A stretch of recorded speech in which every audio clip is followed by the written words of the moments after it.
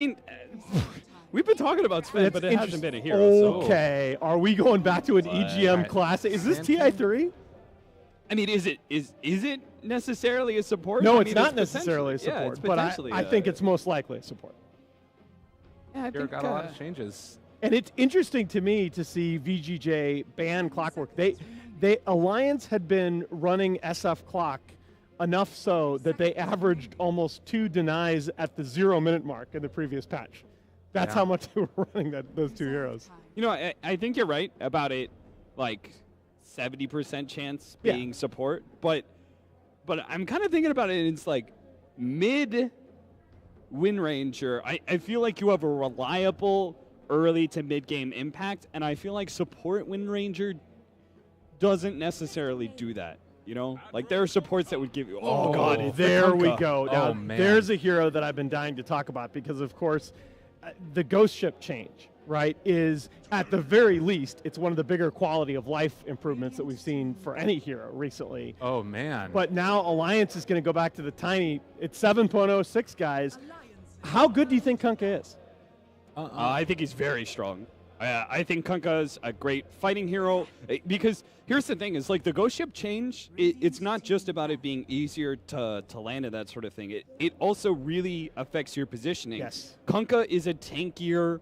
He's like a tankier support, and he also does a lot of physical damage. Before, you couldn't utilize those two aspects. You couldn't be of on the front line because you had to stay back to hit ship. You had to be so far back and then run your way in and get your Tidebringer hit. But now you can actually be on the front lines, utilize that tankiness, and utilize the physical damage that comes with Kunkka, just because you don't have to be so far back for your ghost ship. So. And the other thing is with the change of the spell, it's actually easier to multi-purpose. It's easier to hit enemy heroes with it and get the buff on your teammates. Yeah. Whereas before, if you actually wanted to land the thing, it was tricky to line it up so it passed through your teammates as well. And that rum buff is way underrated. We're talking about like Kunkka and the different. We're talking about the supports in this patch. So FY and Fenrir kind of made their bones, roaming together and working together back in the TA4 time. If you're talking about Kunkka as a roamer by himself, he provides a lot of control, but not so much damage or maybe finishing power. That might have been one of his limitations in the previous patch.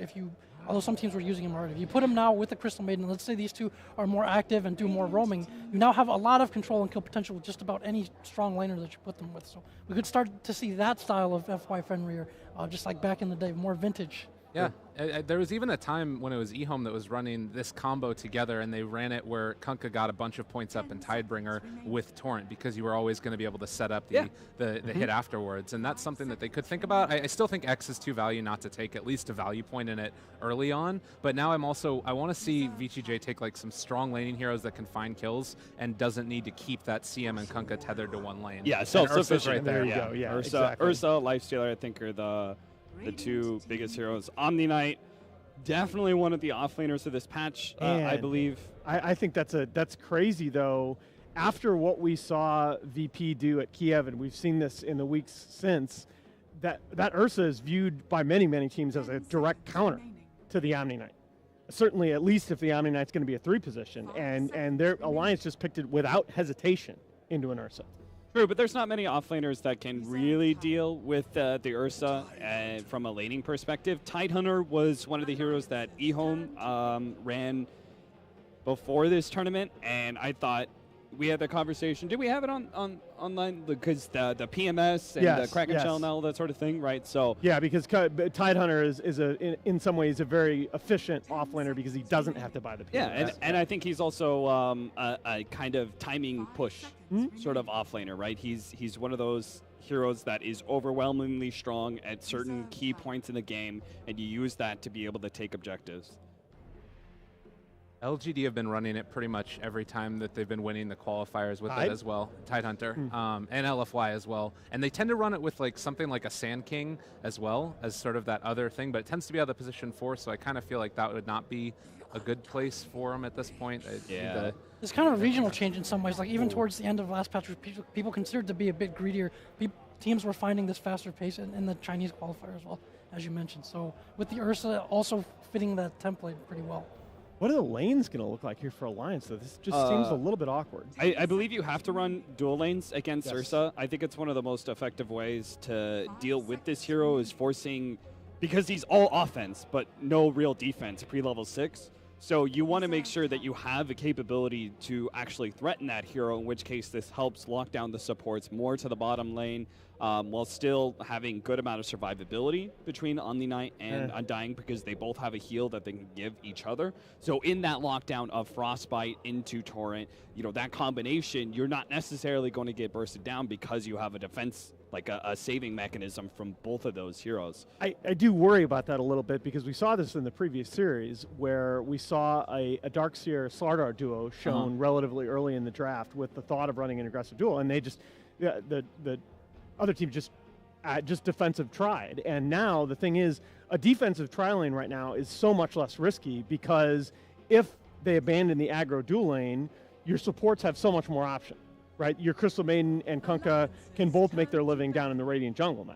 True, but I think Undying is still a pretty decent zoning hero against the offlaners if they're by themselves. So Undying can still fill that role. I think there's still just a little bit of versatility to your draft for Alliance. It's also possible for them to run an Ursa mid, which we've seen a lot of recently as well. If they want to dodge a strong dual lane, have him up against a Tiny, in which case he'll be able to get his when he needs to. He has to worry about the burst combo.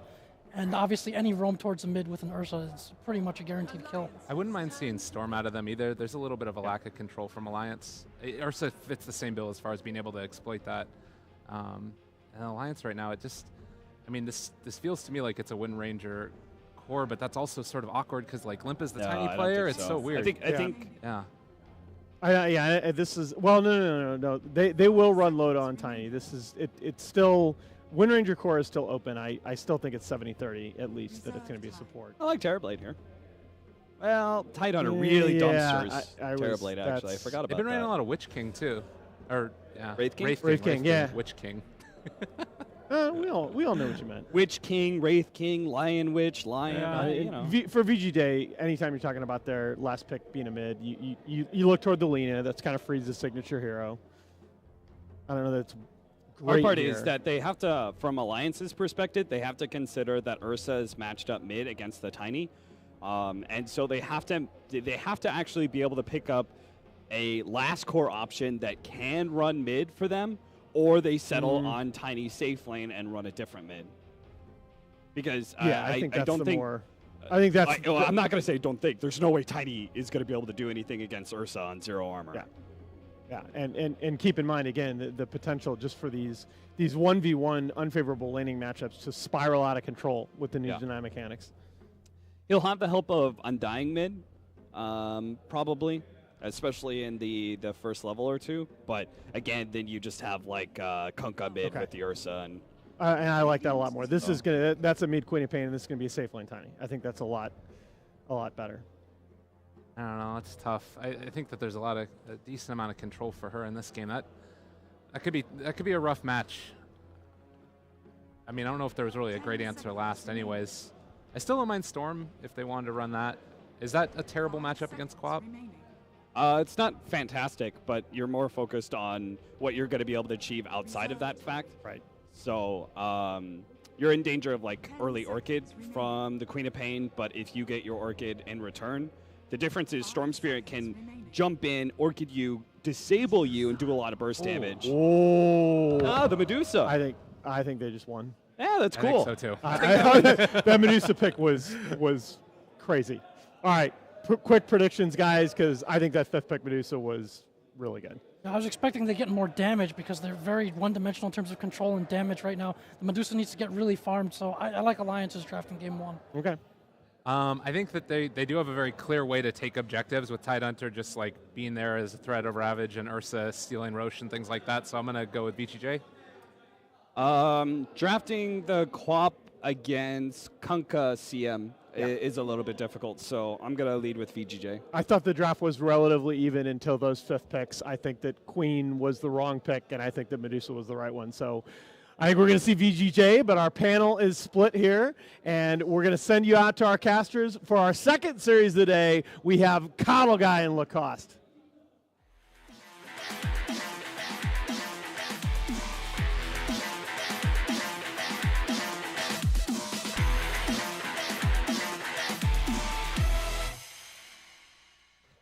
Thank you so much, Nahaz. I'm here at the caster's desk, if you will, with my Croatian comrade. We got Lacoste in action. It's his first LAN as a commentator, so please be gentle. Lacoste, we get Alliance versus VG.J. I love the draft. We get to see some old comfort picks for some of these teams. We get to see some fresh faces, but the panel seemed to feel like after that 5th pickup of Medusa that this game belongs to VG.J. What are your thoughts about it? I also like the Medusa pick more, actually, because they have enough late game and enough control, especially for that Queen of Pain with Crystal Maiden root, probably going to max it, and with X-Torrent, she's just really vulnerable to that. What do you think of Alliance going for what looks like the support Wind Ranger? Wind Ranger had received a bit of love, but they're going to be running in that support lane. Actually, look at this. This is getting pretty hype right now.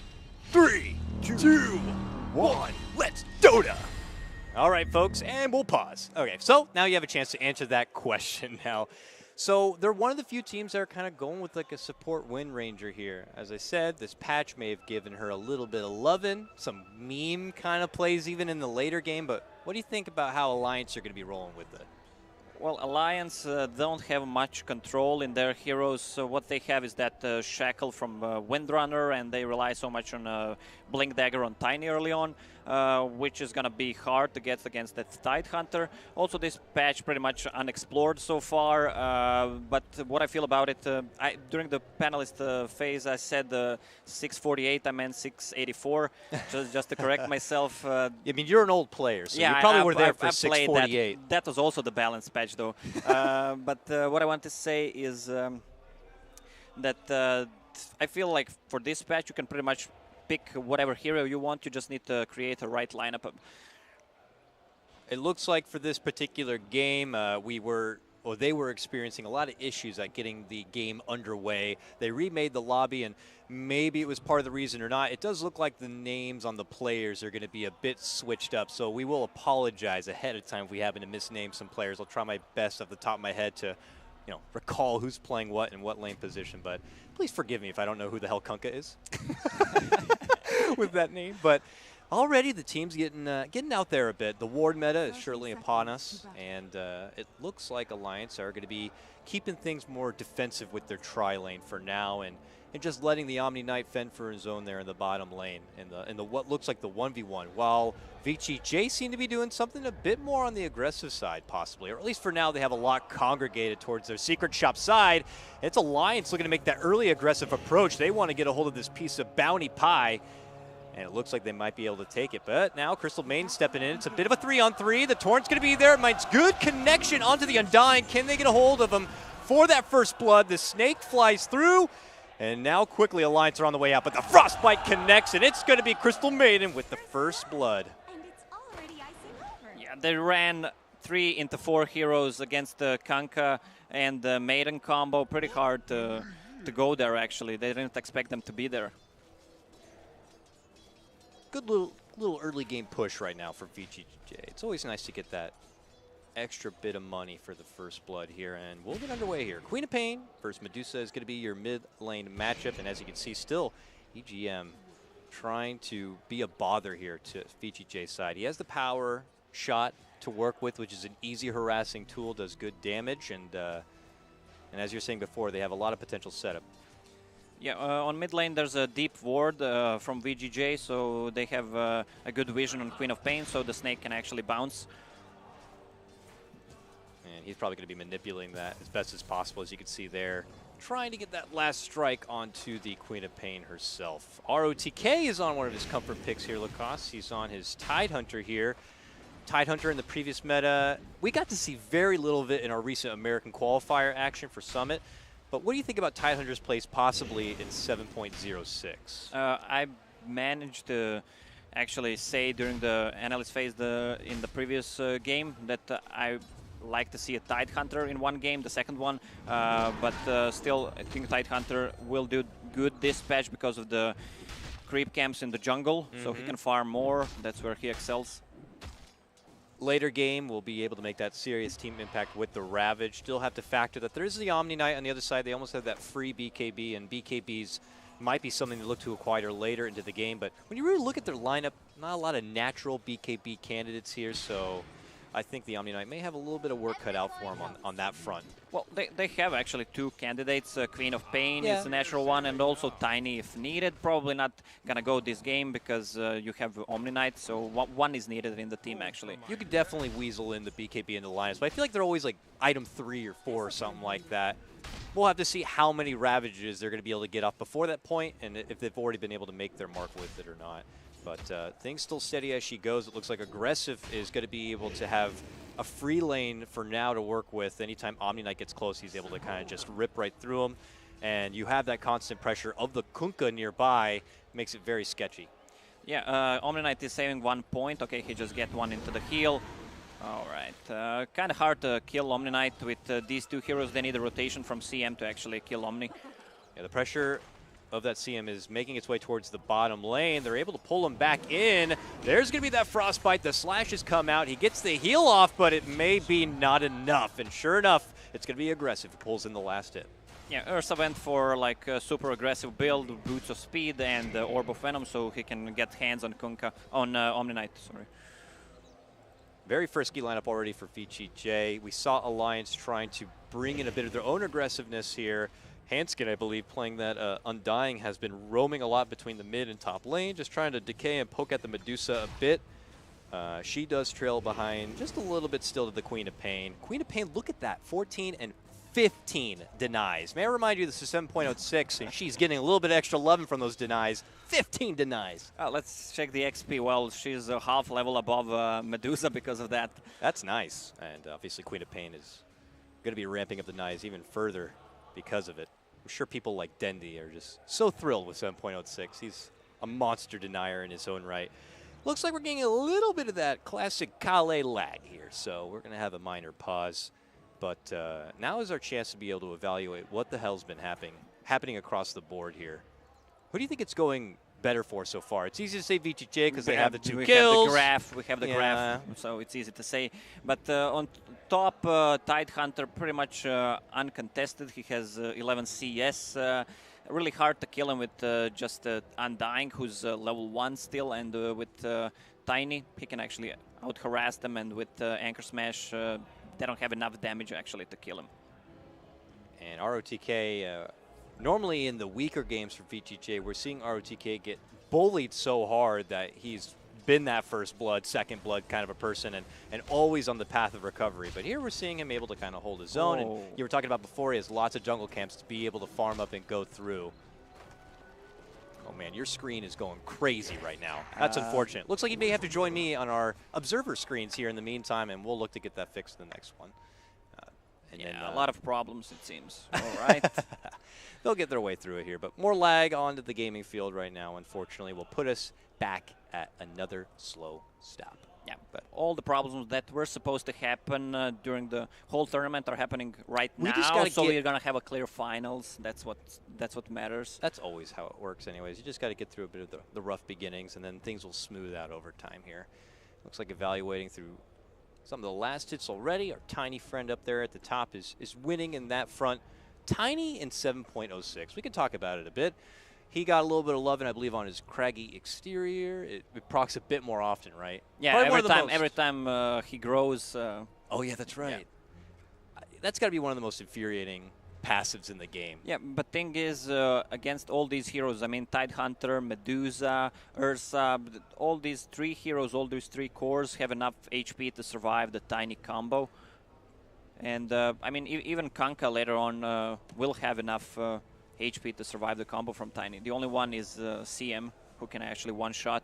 Yeah. I wonder if the build-up, as far as items go, is going to be something similar or not. A lot of people were talking about how the way they gave Tiny those talents, it's not conducive to picking up an Agnum Scepter anymore.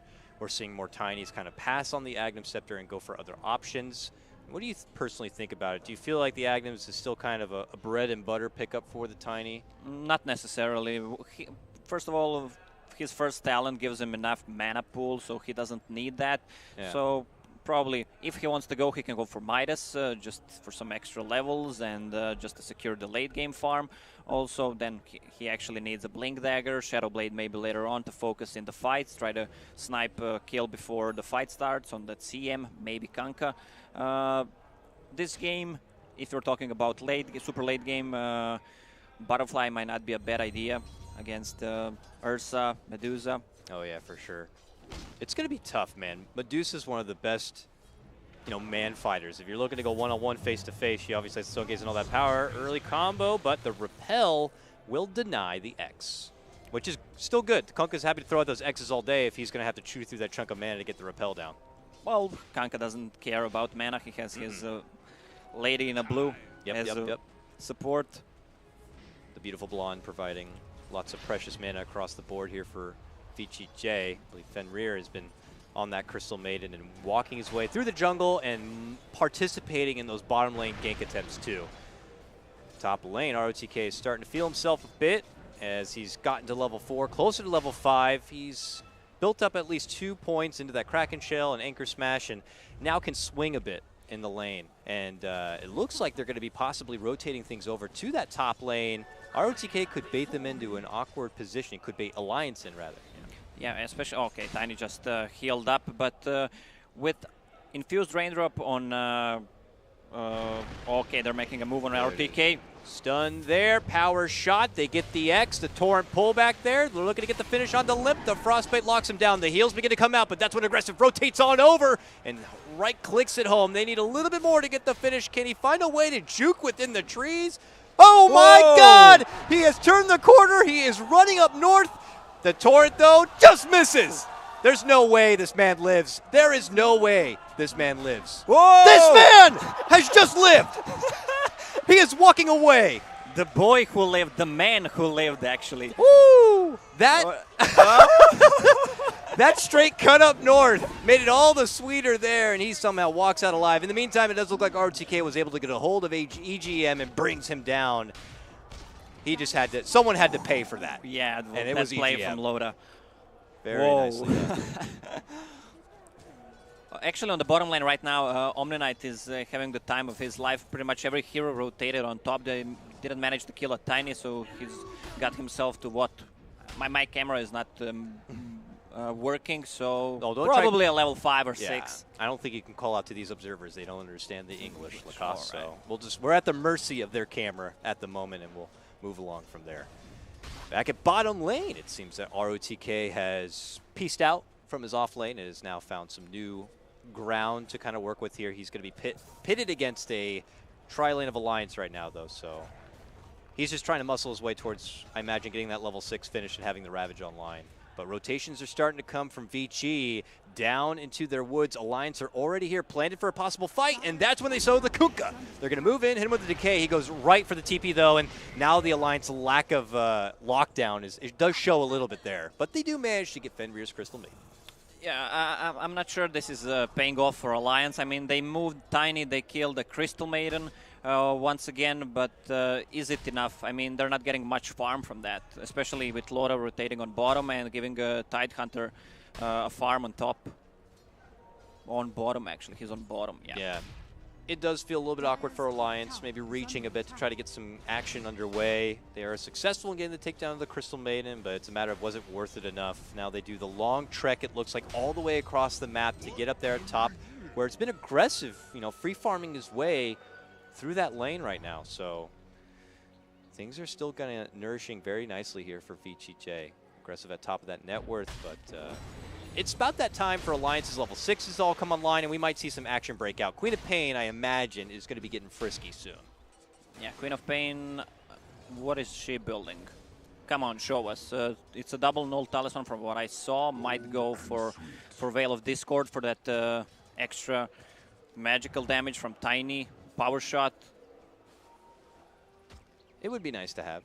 They definitely have the burst potential there between the Queen of Pain and Tiny. It feels like anyone they get their grubby hands on should be able to be bursted apart. Maybe Tide would be an exception, but we'll have to see here. He grabs up that TP scroll. Didn't look like he leveled the Ravage yet. I don't know if he's nursing the point or not, but is ready to respond to action if necessary here. Still seeing Medusa grind her way through him, farm. She's got decent last hits, and it's just kind of being the insurance policy for VG.J, really. Yeah, that's their last pick. They could have gone for something like more mid-game oriented, but with this, they have a super late game secured. Also, the best item right now for VG.J is Infused Raindrop against that Queen of Pain and Tiny. If everyone can get it, it should be super good for them. There we see a wealth of stacks here, courtesy of the Frog every minute. You're going to see a lot more of them come out, and it is going to be a farm fest, it looks like right now, between Limp and EGM. They will be happy to gobble it all up. Find EGM now getting closer to his own personal level 6, and looks like he's favored a lot of points into that power shot, but still has the shackle shot also to work with here. Yeah, he skipped Wind Run, so he's going like all-in build, lockdown plus damage, and there's the whale I was talking about on Queen of Pain. Yep. Just to boost some magical damage output. Yeah, I think it's fighting time if you're Alliance. The problem is if they're able to kind of find the fight. VG.J have been pretty good about kind of stepping away and playing the farming game right now. They already took the initiative at the start of the game and put themselves into a good, advantage. And now they're just kind of walking their way through it. That's the new Kunkka taunt, by the way. I didn't get to see all of it, but it looked pretty cool. Well, the problem is that Kunkka is level 4. If Alliance can find an opening right now, they're so much stronger with their heroes. It's a matter of finding that opening here. Looks like drums could be a possible pickup here for your Tiny moving forward. Gain the benefit, of course, of that strength and move speed. Help them get that call into action that much faster. How's our Omni Knight friend doing? It looks like Skin down here is going for the Midas build-up. Yep. Well, Lora decided to go for phase boots and drum build because he thinks he needs like more damage, more survivability as well. And that Blink Dagger is like cost-worthy, 2.2k. So it's he doesn't feel like he has enough time to buy it actually. All right, here we go, Alliance. They smoke up and they begin to go on the move. It's a long trek all the way down to that bottom lane where we find ROTK farming it up right now with FY. And already RTK's on the way out. So even if they only get the one gank on the Kunkka, it's hard to gauge whether it's really worth it or not, while we see VG.J trying to make a setup play on the Tiny, which is very valuable here. So we'll have to see who's going to be more successful potentially on this one already. FY is just kind of hiding himself out. They actually put out a scan, and it reads successfully there. So VG.J are going to be privy to the possible movement coming out from Alliance. In fact, as you can see, Freeze making his own juicy set of stacks here. It's going to get spotted out from Alliance, and we'll have to see what they're going to be, if they do decide to notate that or not. It looks like they dropped a ward right on that ancient camp, so it is something they're going to keep tabs on. Yeah, they want to have vision when Medusa goes there. Try to probably pop one more smoke. Yeah. Oh, nice reaction from EGM there. Nicely spotted, and poor Aggressive gets bashed down from the Roche and beaten. And you can see even VG.J wards on their ancient camp. So they can be able to keep the spot here. It's EGM able to quickly take that ward vision down, but Aggressive is still going in on this Roche. They have ROTK nearby as the gatekeeper with that Ravage good to go, and it's looking like Alliance are not going to have really any say in the matter at all. By the time Loda considers coming by the neighborhood, the job's already done. VG.J have got their Roche, they got their Aegis, and they pull back to their lanes. Yeah, he just came back to say hi to his new neighbors, and that's pretty much it. Bring the cake. And now he takes his business right back towards the top lane here, and Aggressive get back to the drawing board. Still not really able to find a lot of action coming away. I mean, here we're beginning to move into the mid phase now. Queen of Pain's going to have a level 2 ulti soon, and I haven't even seen her dish out one yet. Have you seen a Sonic Wave yet? No, not a Sonic Wave, not a Tidehunter ulti. The problem is they don't have an initiation hero right now. The Blink Dagger on Tiny is 2k gold away, and they can't find an opening. I mean, Queen of Pain can go in, maybe with a Repel, and that's pretty much it. So VG.J will just continue to play this economy game as long as they're given the opportunity to do so. Aggressive gets back to the top lane to match up against Loda a bit, and it's whether or not they feel frisky. And it looks like the FY Fenrir duo is going to begin their trek towards that top lane in hopes of getting a possible setup and delaying that Tiny Blink Dagger. But Alliance have actually already made their own rotation play. Loda comes to the bottom lane, and he just chucks on in the Undying, and this is a tough man to bring down. Let's see if they can do it. No, look at that. He's got a hood. He pops it and walks away, barely taking any damage at all. Alliance are getting pretty thirsty here, and, their efforts are coming up just a bit short. But here we go, Loda. Is he going to toss him back in? Yes, he is. Throws him right back towards his Hanskin comrade, and now they'll begin to just blast him down. ROTK will finally end up dropping here. It looks like he will nurse the Ravage for now. finally Alliance will get him and try to move it into a +1. They were using so much time to actually get hands on that Tidehunter. Meanwhile, VG.J just continues to farm the whole map. Yep, as we see, just as Alliance are able to finally grab that tier 1 tower, it's Aggressive who gets his first to step in the right direction, but Alliance are certainly going to be needing a lot more to maintain control in this one. As we can see, the Medusa is now level 13.5. She's already had that Midas, and she's continuing to build up even further stat items here, as it looks like the Dragon Lance is slotted to come up next. 15 minutes in, not a single Medusa ulti, Tide ulti, no ship, no Queen of Pain ulti. Seems like these teams are building it up to a late game. Yeah. Also, Ursa decides to skip a Blink Dagger. He thinks they have enough control in X from Kanka, which is level 4 right now. So what he needs is a Diffusal Blade to counter that Omni Knight ulti. It's great timing, too, because if they get that at such a great time, the first time we'll see Alliance take a team fight and hope to fall back on that Guardian Angel, they'll be in for a seriously rude awakening. Just, again, because they haven't been able to take serious big team fights. And as the pressure continues here from Aggressive, it looks like Alliance have had enough. They pop their smoke back into the safety of the dark and begin the rotation all the way up and over. But it looks like VG.J are already on their way out. Yeah, VG.J just needs it looks that, like, according to our observer, blade. it may have been spotted by that Obs. Might be. Yeah. And the way they're acting, it looks like it might have been. Now they're the ones moving back in, and it's going to be Aggressive caught up in some action. Remember, he does have that Aegis, so Alliance will have to bring him down twice and hope to not overcommit too much. But it looks like VG.J are considering walking on in. It's ROTK right towards Loda. Gets hit with the combo. He's going to be forced to pop his hood. Is the Shrine ready? Can't really see it. Oh, nice Ooh, shackle. On the one tree there available, they will latch down Lady Dusa, but quickly Aggressive turns to take the fight. That's when the Guardian Angel will come out. Ravage will help get the finish. It's loaded to go down, and now they're looking to set their sights onto Queen of Pain next. Can they get the burst finish? They will be able to take down Aggressive in his first life, and Queen of Pain will quickly step away from the trouble. Here comes the return of Aggressive now, and it looks like VG.J are trying to walk out the other direction, but Limp begins to make his move in, jumps in, the boat flies out, and it looks like VG.J will move as a posse up towards the shrine and hit those showers. That Tidehunter is so tanky. They should not try to focus him there. Guardian Angel was popped. There was Ursa's Diffusal Blade to counter it. Is their Aegis still up? Come on, show us. No, he actually lost it in that lost fight. it. He definitely lost it in that fight. It went down. So it was the only thing Alliance had been able to grab, but obviously VG.J are going to be satisfied with that. At the end of the day, it's a takedown of Loda, who at the, who's going to be looking to be the late game prime damage dealer.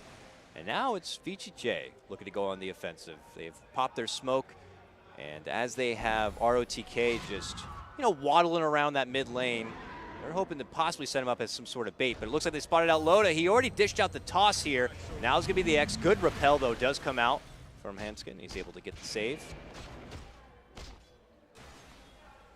And VG.J will have to take their business elsewhere. Yeah, that Ursa is really not close to a Blink Dagger. I'm not sure how far Loda is. For those who are tuning in right now, we have some technical issues and can't really control the camera, so we just see from what Chinese you guys see is all we see. Yeah, that's it. So can't really. Yeah, we'll get a resolve for the next one. No big deal. We're at the mercy of the Chinese observers here, but it's 4-2 Lacoste. There's not much to look at the moment. So yeah. First Ravage, first boat. 17 minutes in. Okay, here we go though. It's Alliance making rotations towards the bottom. Nearly all hands on deck for this one, and Medusa's already stepped out the other direction. EGM was en route, but it was not going to be any connection for the shackle shot there. So she avoids that gank attempt, and VG.J can take their business to the top lane without too much trouble.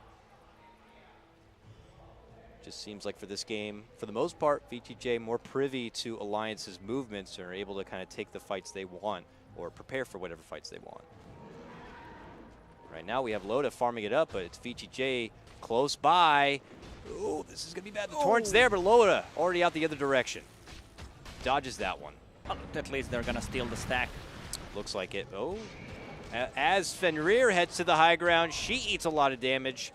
Looks like she was trying to get up there to plant down a sentry. Does end up dropping it, but Alliance are right there ready for a fight, waiting on the high ground here. They will spot ROTK farming through the stack. He actually doesn't have too much help nearby, but okay. They throw him right back towards the rest of the team, but it takes so long for him to come down that VG.J will eventually rotate over and be there by his side. Yeah, he's bringing an item on Tidehunter. Not sure what it is. Is it his Blink Dagger? Might be a Blink Dagger, might be a full pipe. X on EGM. They pull him back. He's going to get the help there from Hanskin. Nice little friendly heal and repel will save him from trouble. But VG.J are still looking to fight around. He actually dishes out the defusal onto EGM, but he's happy to turn around and do the quick shackle. Alliance are just not looking to get caught out here, but eventually they do catch EGM with the X-Torrent. Aggressive's trying to move in and go for the finish. It actually forces out the Guardian Angel now. And VGM, or VG.J rather, are still the team in the better position.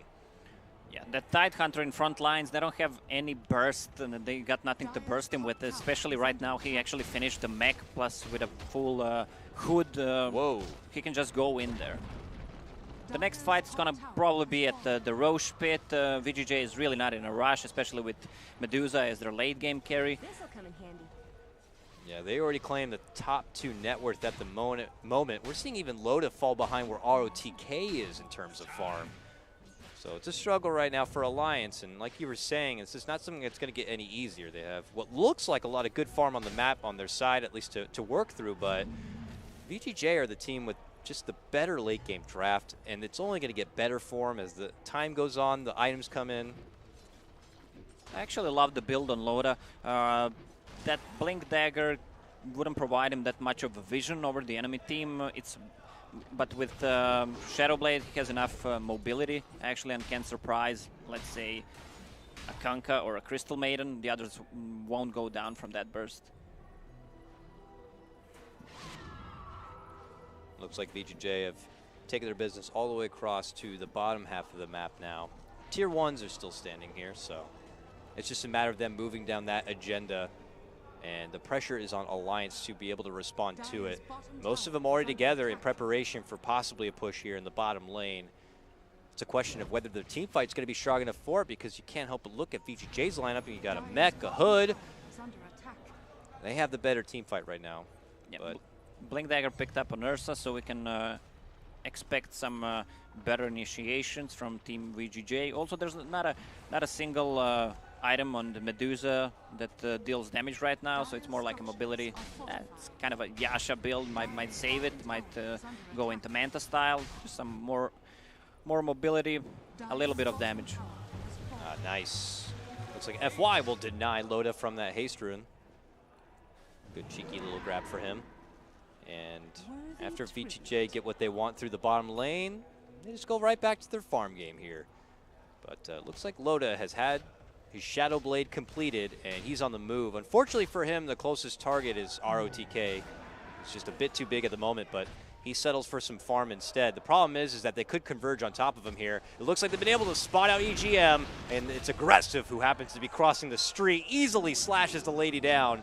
And it is going to be Jonas and Loda possibly looking to find their way out. But he pops his Shadow Blade, looks to re-engage. And again, they might have to settle with ROTK, who is just such big fish. He turns around with the Ravage now. Guardian Angel will be forced out. Fenrir looking to dish out the freezing field, but obviously not going to be dishing a whole lot of damage. VG.J just repositioned, step back, create some space, and now they're going to get the new approach. Aggressive, diving in, looking to go for the finish Omni Knight. Can he get it? Not quite yet. They'll settle for Loda instead. The boat will be there, and they'll knock him on down. It's VG.J on the prowl. The zombies do slow them down a bit, but the chase does continue here, and it looks like Limp might be able to get a turnaround. But man, ROTK, he can tank. He is a tonk. They finally get him down. EGM able to shoot him apart with that power shot there, but the effort is just ridiculous. That amount of damage he can tank is just insane. Medusa seems to have almost a Manta-style finish, so also another defensive item coming out from her, so what I expect next is kind of a Maelstrom, or just some kind of a maybe even tankier build with a Scotty, so she can't die to anything. Just make her the goddess. The ultimate late game trump card here for VG.J. Well, Alliance are kind of already working in one of their big power spikes, really. And if they're only able to trade one ROTK for their own Tiny, it's obviously not looking so good. But we'll hold out for Alliance to see what kind of hope they can get. Maybe a confrontation towards the Roche pit could be an opportunity for them. Yeah, I don't think Alliance can actually fight near the Roche pit. It goes down so fast. Guardian Angel is on cooldown. Queen of Pain ulti is on cooldown. They will just have to ditch it. Scans there. It reads positive, but they're not heeding your advice. It looks like they can't really afford to be handing over so much to VG.J, so they're hoping to get a scrap of something here. They'll dish out the Shackle shot, but it's only going to be on ROTK. The Roche goes down. Loda moves in from behind. They get great burst and almost to finish on the FY, but he's got the Glimmer Cape and he heads out the other direction. Meanwhile, they get the grab on the EGM and will be able to finish him off. Tombstone will also go down, and it's a 1-for-1 trade, and it's still a stronger position for VG.J. They turn back and around, looking to go for Loda. He tries to go for the combo finish onto FY, but can't get it. Ends up losing his own life, and it looks like they may almost get Jonas a fan. They pull him back in from the TP, and he is done for. A 3-man drop on the side of Alliance. VG.J take their favorable fight, and like you said, it just wasn't a good timing for Alliance, but by the way they were doing it, it felt like they had to. Yeah, but look at the cooldowns on VG.J. They've won this fight without a single ulti used. Yep. That's scary right now if you're Alliance. Aggressive, looking to go into action. There's the repel, but he's got the Force Staff. Queen trying to slow her down. Aggressive pops out the ulti here and almost watches his enemies TP away. Not quite able to get in there and get it done, but he is a scary, scary man. What VG.J is going to do next is just go for that tier 2 tower. This is the second Roche, and with the recent changes, Medusa picked up Cheese. Imagine how tanky she is with that item right now. With that change right now, the game's not going to last that long in general, especially with that Cheese, so you can siege the enemy base easier with Aegis and Cheese. Yep. That's a big deal. Certainly would feel pretty confident for VG.J, if they were able to kind of take a fight with all their ultis at the up and ready and the Cheese to fall back on now too. Certainly would feel like they would have the fight in the bag here, but they're still giving lots of respect to Alliance, and Alliance are still trying to frantically farm what they can to stay relevant in any sort of skirmish here. But the Medusa continues to farm up, and every opportunity they come across on ganking VG.J, it's just always not that a great target. Happens to be like ROTK or something. And even in that last fight, it took so much effort to even try to get a hold of FY. We're seeing the supports able to pick up those new items like the Glimmer Cape and such. Just renders so much of that magic damage useless on Alliance's side. Yeah, because everything Alliance has is magical damage. They don't have any right clicker right now. Quap can transition into one, but it takes a lot of time. Yep, same with the Tiny too. It's just not going to be nearly in the same contention shape as what VG.J have. It looks like a snipe of the Courier will be there. Alliance get that one, and a Fenrir takedown. Two positives there, ones they certainly needed, but they still trail behind, and nearly 10K, and look at that. Another pickup for them as they stumble across FY and will also take him down. Yeah, they managed to find that duo and kill the Courier as well. Ursa was kind of far from them, so he couldn't get into that fight. Invisibility, and Deso is finished. That guy can pretty much tear apart whatever he finds. They have that ward up in the secret shop side, or near the secret shop side. Yeah, look at that set on Ursa. That's expensive. That's expensive. That set was so ugly that they pulled it back after one day, and that's why it costs so much. Now it's the most famous Ursa set. It looks like lately there's John Wayne set. It's cute. When you have a bear with a cowboy hat running at you, beating your ass, there's nothing more frightening than that. And he continues to do so here. Alliance in a more aggressive farming position, as you can see. Very comfortable hand skin, is taking it pretty deep into VG.J territory. He's banking on having that repel TP to get out if there's any trouble. Pings out for the bottom lane though, as Jonas a fan has possibly been spotted. They get him with the X and the Torrent combo, and it looks like they spotted Handskin trying to help out, so he will have to evacuate While poor Jonas is going to have to just take that one on the chin. Yeah. Again, VG.J not in a rush for anything with a pipe, mech, and I think it's a full Guardian Greaves flying to him. Uh-oh. ROTK very deep here. Now surrounded by 3. Certainly he will go down now. Whoa, my goodness! Pops the mech, pops the pipe, Batman's good.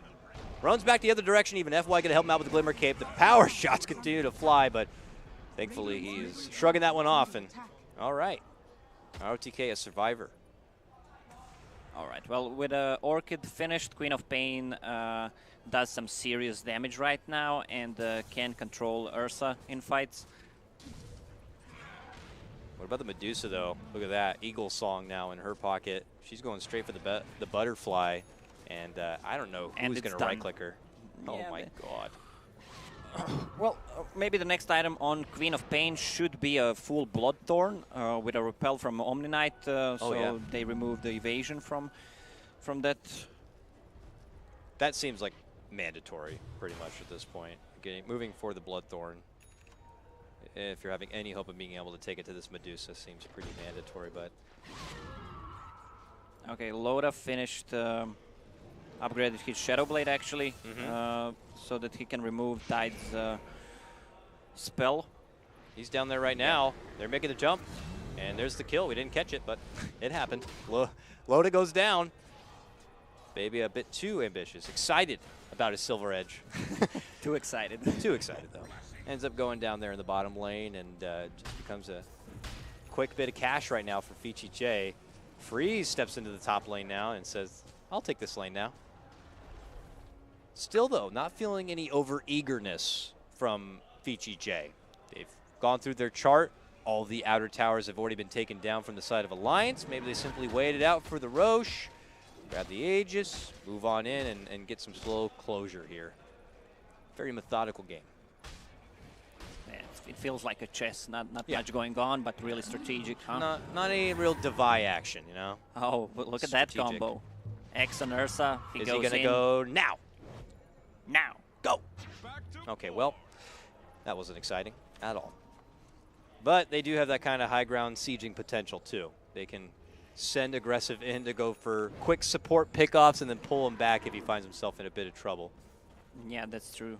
Well, this is what actually they should do, especially with Medusa. They can't take her down so easily. It takes like 10-15 seconds with a full team to actually focus her. But then you have, if they're not focusing her, then that means ROTK could step up with a good Ravage, Pipe, and Mechanism to heal her up. There's a good support staff behind that Medusa, not just her. Loda just buying some more time for his team, cutting that creep wave. Yeah. With his fancy new item, showing it. Looking to go commit deep, but VG.J simply rotate themselves to the bottom lane and will continue their assault there. Medusa happy to push herself up into the high ground, and they just obliterate EGM on that Wind Ranger. Going to be taking out this one without a buyback. He will be out for this defense. ROTK, the king, moves in with a big Ravage, sets it up onto 3. The boat combo will be there, and suddenly all the Lions crumble down into the ground. Only going to be limp here, surviving as the queen, dishes out the Sonic Wave, but she is also gone. She is also the only one with a buyback available too. And it's over, just like that. VG.J, I think, just had the better draft here. It really felt like there were not many threats from Alliance in this one. Yeah, exactly. Alliance with their super magic damage output lineup really couldn't contest that Medusa. It was just too much, especially when she made a butterfly. There was no real threat to her.